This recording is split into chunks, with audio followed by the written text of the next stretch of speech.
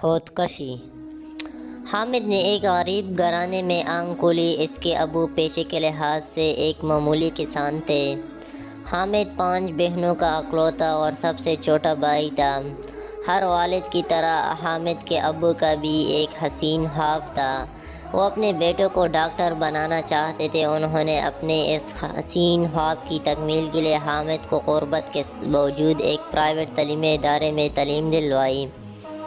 وقت گزرنے کے ساتھ ساتھ حامد نے آخرکار میٹرک کا امتحان اعلی نمبروں سے پاس کر لیا، لیکن خدا کو کچھ اور ہی منظور تھا۔ میٹرک کے بعد حامد کا ابو کینسر کی بیماری سے خدا کو پیارے ہو گئے۔ یوں اس گھرانے کا واحد چراغ بجھ گیا۔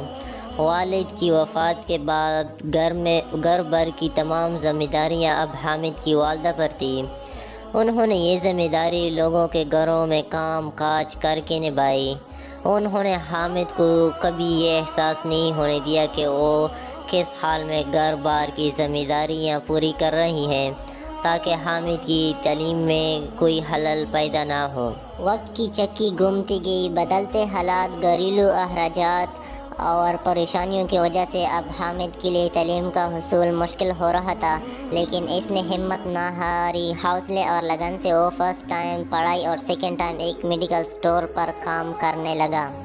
وقت کے پہیے کے ساتھ حامد نے ابو کی خواہش کی تکمیل کے لیے دن رات ایک کر کے BSc کر لی، لیکن اب حامد کی والدہ عمر کے تقاضے کے لحاظ سے اکثر بیمار رہنے لگی اور گھر کی ذمہ داریوں کا بوجھ اب حامد کے سر پر آن پڑا۔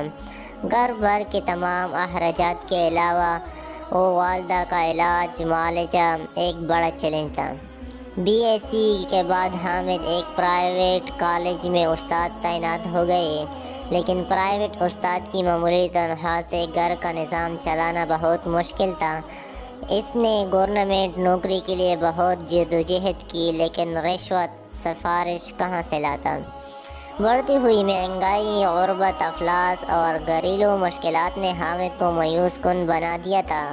وہ ہر وقت کی سوچ میں ڈوبا رہتا کہ میری والدہ اور بہنوں کا مستقبل کیا ہوگا۔ اس نے ہر طرف سے مایوسی اور ناکامی کے بعد مزید کوشش کرنا چھوڑ دی۔ وہ مشکلات و مسائل کے دلدل میں گرتا چلا گیا۔ انہی سوچوں نے اسے ڈپریشن کا مریض بنا دیا، جو بعد میں اس کی موت کا باعث بن گئی، جسے خودکشی ہی کہا جا سکتا ہے۔